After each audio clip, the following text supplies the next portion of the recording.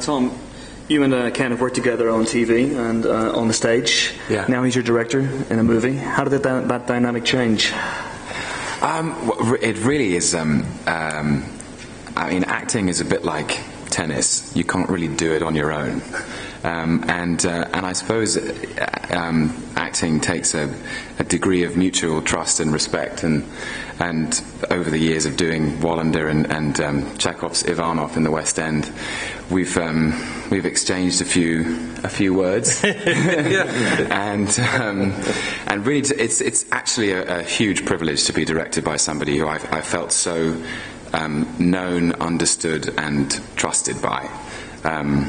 Or trusted in, rather. Ken was asking me to go to some pretty extreme places from time to time emotionally, and it's always nice to know that the man behind the eye, behind the lens, behind the camera is someone who knows what it's like to go to those extreme places in performance, and sometimes how challenging that is, but also somebody who is just very supportive and trusting. So it was a huge privilege. Fantastic. Kenneth, we're seeing a lot of superhero, or more accurately comic book movies. We're having more events like Comic-Con and this weekend Kapow.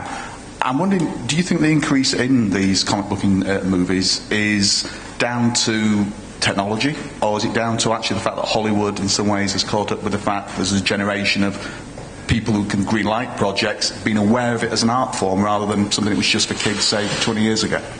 It's an interesting question that's difficult to answer. I think it's a combination of those things where film technology means that the spectacular, larger-than-life worlds of many of the kinds of stories that we're talking about are possible to create big-screen experiences very distinct for these tentpole movies that maybe other places you want to go see that kind of story in, preferably rather than in your, although brilliant, smaller home system. So it's a venue for a certain kind of story, and I think there is this tremendous community of passionate and interested people who are ahead of the curve in terms of understanding that the word comic does not mean easy, simple, or simplistic.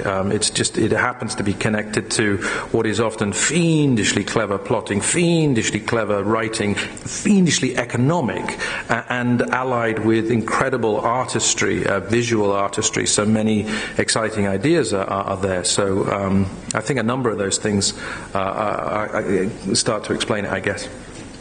I just want to bring Chris and Tom in again. You're playing larger-than-life characters, often against green screen. How much did the costumes help?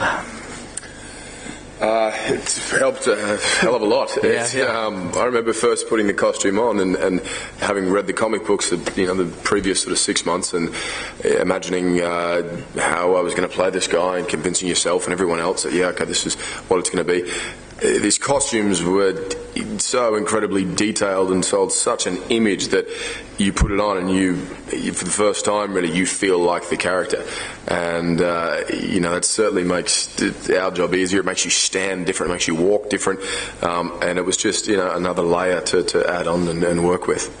Yeah, I would second that entirely. I think if you get up in the morning and you put on a pair of shorts and a t-shirt, you feel like going to the beach.